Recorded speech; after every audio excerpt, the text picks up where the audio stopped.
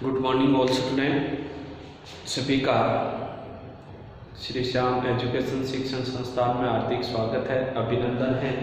अपना जो सब्जेक्ट है वो पॉलिटिकल साइंस, और जिस क्लास का अध्ययन करेंगे बीए पार्ट थर्ड, और जिस पॉइंट का अध्ययन कर रहे थे चीन की विदेश नीति। चीन की विदेश नीति का हम अध्ययन कर रहे थे, तो हमने अध्ययन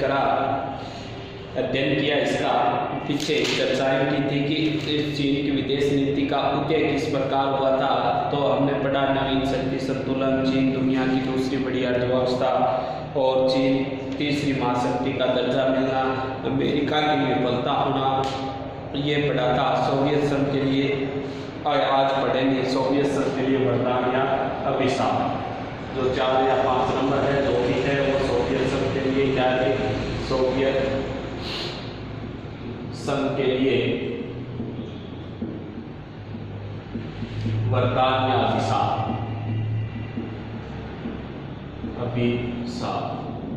कि चीन जो विदेश नीति प्रारंभ करता है, उदय करता है, वो साम्यवादी विचारधारा को अपनाता है। लेकिन वो वरदान या अभिशाप कैसे हुई, देखो कि दोनों ही हुई थी। सोवियत संघ के लिए बात करें, इसके लिए बात करें तो चीन है वो वरदान और अभिशाप दोनों बन के उभरा था। वरदान कैसे बना था ये देखो, सबसे पहले वरदान की बात करें कि चीन ने किस साम्यवादी विचारधारा को अपनाया था।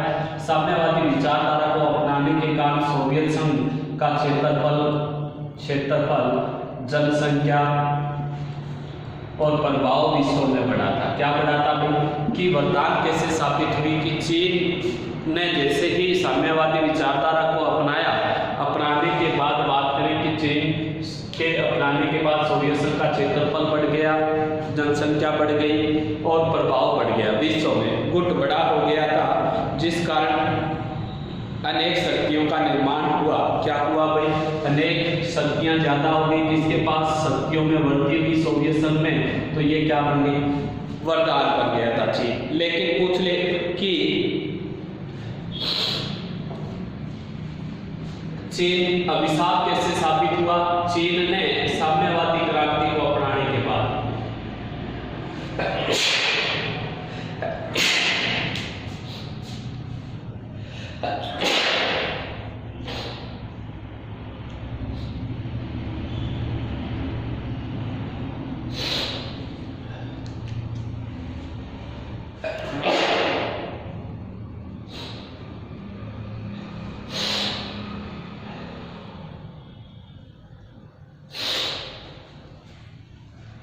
साम्यवादी क्रांति को अपनाने के बाद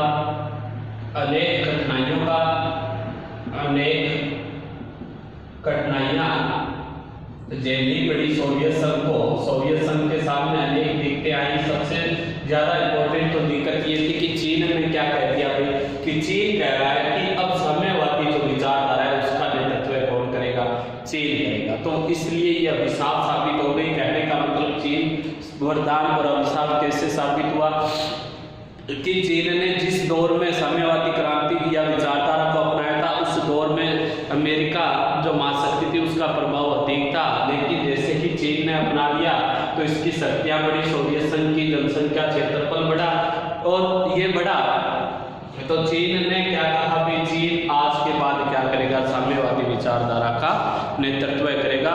वो सोवियत संघ को नहीं मानता है, वो अलग से ही, अगर सोवियत संघ चाहता है तो चीन के नेतृत्व में साम्यवादी विचारधारा को अपनाए रख सकता है, जिस कारण ये क्या कोई भी चीन अभिशाप साबित हुआ।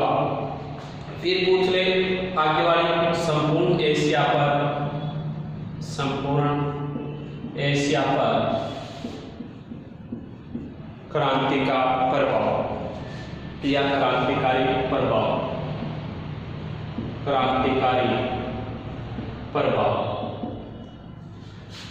अब चीन ने साम्यवादी क्रांति अपनाने के बाद ही संपूर्ण एशिया और अफ्रीका में राष्ट्रवादी शक्तियों को प्रोत्साहित किया, तो दूसरी ओर एशियाई विकास के मार्ग को अवरुद्ध किया। क्रांतिकारी प्रभाव कैसे पड़ा कि चीन ने किस साम्यवादी विचारधारा को अपनाया, किस साम्यवादी विचारधारा। साम्यवादी विचारधारा अपनाने के बाद एक तरफ तो स्वतंत्रता का समर्थन करता है कि अफ्रीका में स्वतंत्रता के लिए संघर्ष करता है, दूसरी ओर एशिया में विकास के मार्ग को अवरुद्ध करता है कि एशिया जो महाद्वीप है उसके जितने भी देश हैं उनमें विकासित जो है वो अवरुद्ध करता है, और यह मानकर कि एशिया महाद्वीप के देशों का प्रमुख नेतृत्व करने वाला देश कौन सा है, चीन है और भारत है। भारत को अपना प्रतिद्वंदी मानने लग जाता है कि आने वाले समय में भारत है वो क्या है, उसको टक्कर दे सकता है, जिस कारण भारत के विकास के मार्ग को रोकने की कोशिश करता है।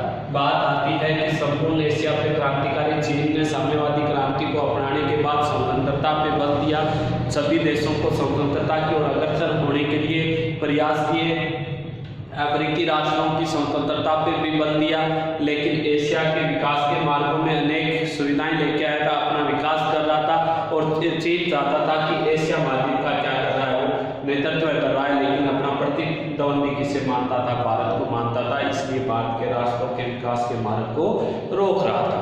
तो ये पढ़ी हमने विदेश नीति के उत्पन्न के, फिर उद्देश्य पूछ ले कि चीन की विदेश नीति के उद्देश्य क्या है। देखो चीन की विदेश नीति के उद्देश्य,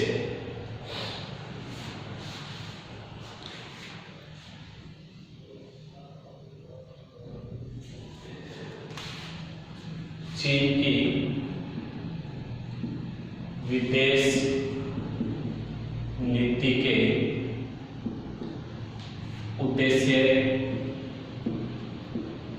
या फिर लक्ष्य, कि चीन ने जो विदेश नीति अपनाई थी उसके उद्देश्य क्या थे या उसके लक्ष्य क्या थे, उनके बारे में अध्ययन करेंगे। तो पहला, चीन की स्वतंत्रता और अखंडता की रक्षा करना, क्या था भाई उद्देश्य,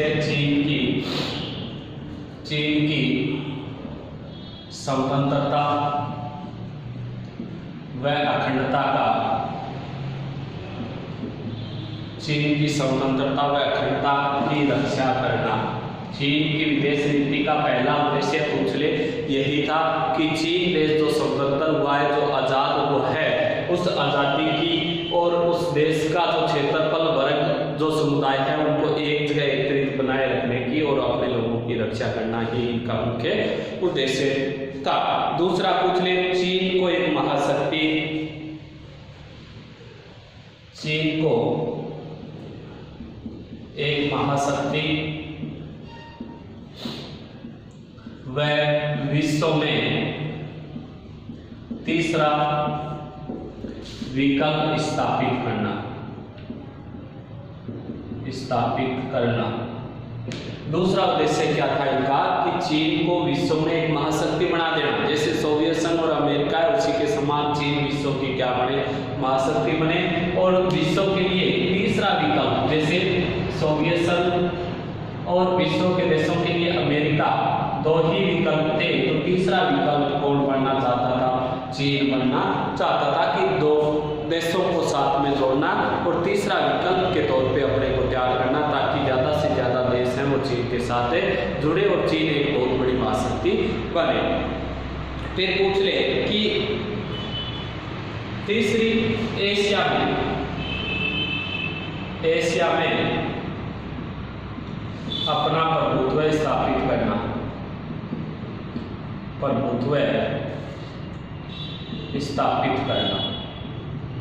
कि एशिया के देशों का नेतृत्व कौन करना चाहता था, चीन, कि एशिया महाद्वीप का नेतृत्व चीन करना चाहता था। उनकी विदेश नीति का लक्ष्य ये था कि एशिया के देशों का नेतृत्व करें, एशिया के देशों पे अपना अधिकार रखें, ताकि वो क्या बनना चाहती है, एक तीसरी महाशक्ति बनना चाहती है।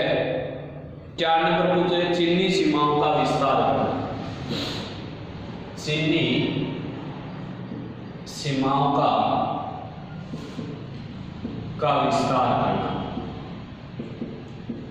4 नंबर उद्देश्य क्या था इनका या लक्ष्य क्या था कि चीन अपने क्षेत्रफल को और बढ़ाना, विकास करना या विस्तार करना, जैसे भारत पे आक्रमण करना या अपने जो पड़ोसी देश हैं उन पे आक्रमण करके उनकी जो भूमि है उन पे कब्जा करना, अपनी सीमा को विस्तार देना, मतलब अपनी सीमा को बढ़ाना इनका उद्देश्य था। जैसे भारत पे 1962 में आक्रमण किया, किसके कारण किया? विस्तारवादी नीति के कारण किया कि विस्तारवादी इनका प्रमुख लक्ष्य उद्देश्य था, उसके कारण भारत पे आक्रमण किया। इसके बाद पूछ ले सोवियत संघ या रूस के प्रभाव क्षेत्र को काटना। सोवियत संघ या रूस के प्रभाव क्षेत्र को काटना। आगे वाला प्रमुख उद्देश्य क्या था भाई? इसका आगे वाला प्रमुख उद्देश्य था कि जो सोवियत संघ महाशक्ति है या फिर कॉर्पोरेट उसका उत्तराधिकारी रूस है जिसने साम्यवादी विचारधारा को अपना रखा है, और चीन ने भी किस विचारधारा को अपना रखा था? साम्यवादी। तो विश्व में सोवियत संघ के प्रभाव को खत्म करके किसका प्रभाव स्थापित करना? चीन का। ये उनका प्रमुख उद्देश्य था कि साम्यवादी विचारधारा है वो सबसे बड़ी विचारधारा चीन की रहे और चीन के नेतृत्व में क्या रहे? दूसरी महाशक्ति या महाशक्ति के तौर पे काम करे। तो इसके प्रभाव को कम करना, महाशक्ति का जो दौर है उसको कम करना। 6 नंबर चीनी राष्ट्र की सैनिक शक्ति में वृद्धि करना। चीनी राष्ट्र की सैनिक शक्ति में वृद्धि करना कि चीन ज्यादा से ज्यादा अपने सैनिकों में वृद्धि करे, बढ़ोतरी करे। इसके अलावा चीन के जो सैनिक हैं उन्हें आधुनिक हथियार उपलब्ध करवाए, उनका ज्यादा से ज्यादा विकास करे। इस कारण चीन की विश्व में आज वर्तमान में विश्व की सबसे बड़ी सेना कहाँ की है? चीन की। नाम क्या है? मुक्ति सेना। कि विश्व की सबसे बड़ी जो सेना है मुक्ति सेना वो चीन देश की है, उसने क्या कर लिया भी? ज्यादा से ज्यादा अपना विकास कर लिया। फिर पूछ ले कि एशिया और अफ्रीका के में साम्यवादी जगत का नेतृत्व करना। एशिया व अफ्रीका महाद्वीप में साम्यवादी जगत का नेतृत्व करना। साम्यवादी जगत का नेतृत्व करना कि जिन देशों ने एशिया और अफ्रीका में कौन सी विचारधारा को अपना लिया है? पूछ ले। साम्यवादी विचारधारा को अपनाया है तो उसका नेतृत्व कौन करेगा? चीन करेगा। इसके अलावा पूछ ले कि चीन के लक्ष्यों को हम कितने उद्देश्यों या लक्ष्यों को 2 वर्गों में बांट सकते हैं? कितने भागों में? 2। आपसे पूछ ले कि चीन के उद्देश्य या जो लक्ष्य थे उनको कितने भागों में बांटेंगे? 2 भागों में बांटेंगे, राष्ट्रीय हित और विश्वव्यापी। पहला कौन सा है? राष्ट्रीय हित और दूसरा पूछ ले विश्वव्यापी प्रभाव। तो चीन की विदेश नीति को कितने वर्गों को ध्यान में रखते हुए या लक्ष्य उद्देश्यों को कितने क्षेत्रों में ध्यान रखते हुए बनाई गई है? आपसे पूछ ले तो 2 वर्गों या 2 क्षेत्रों को ध्यान में रखते हुए बनाई गई है। एक तो राष्ट्रीय हित को ध्यान में रखकर, एक विश्वव्यापी प्रभाव को ध्यान में रखे कि एक तो अपने देश का फायदा करना और एक विश्व में क्या बनाना? अपने देश का प्रभाव बढ़ाना। जैसे चीन की विदेश नीति 2 वर्ग रखे गए, 2 भागों में बांटकर इसके लक्ष्य निर्धारित किए गए, उद्देश्य बनाए गए थे। तो पहला उद्देश्य क्या बनाया गया था उसके बारे में जाने। तो पहला उद्देश्य था चीन की स्वतंत्रता। चीन अपने देश की स्वतंत्रता को बनाए रखना चाहता था ताकि वो अपने देश की क्या कर सके? रक्षा कर सके। दूसरा उद्देश्य या लक्ष्य चीन को एक महाशक्ति, विश्व में तीसरी महाशक्ति या तीसरा विकल्प तैयार करके देना। चीन की दूसरी उद्देश्य था कि अपने आप को क्या बनाना? एक महाशक्ति बनाना और जो देश हैं उनके सामने तीसरा विकल्प बन के उभरे ताकि ज्यादा से ज्यादा देश चीन के साथ जुड़े। तीसरी, एशिया में अपना प्रभुत्व स्थापित करना कि एशिया के जितने भी देश हैं 58 देश हैं, उन 58 देशों का नेतृत्व कौन करे? चीन करे और चीन के अधीन ही वो अपना कार्य करे। 4 नंबर चीन सीमाओं का विस्तार करना। चीनी सीमाएं कि चीन जिन जिन पड़ोसी देशों के साथ सीमा लगती है उन देशों पर आक्रमण करके अपनी सीमा को बढ़ाना चाहता था। 5 नंबर या रूस के प्रभाव क्षेत्र को कम करना। कहने का मतलब सोवियत संघ जो महाशक्ति थी जिसने साम्यवादी विचारधारा को अपना रखा था, उसके प्रभाव को कम करना और अपना प्रभाव बढ़ाना। 6 नंबर, चीनी राष्ट्र की सैनिक शक्ति में वृद्धि करना। चीन अपनी सेना को ज्यादा से ज्यादा आधुनिक लेस हथियारों से युक्त करना चाहता था और विश्व की सबसे बड़ी सेना भी चीन ने स्थापित कर दी, मुक्ति सेना। फिर एशिया व अफ्रीका महाद्वीप में जहां जहां साम्यवादी विचारधारा को अपनाया है, उन विचारधाराओं का नेतृत्व करना चाहता था। तो ये हमने पढ़े चीन की विदेश नीति के उद्देश्य या लक्ष्य।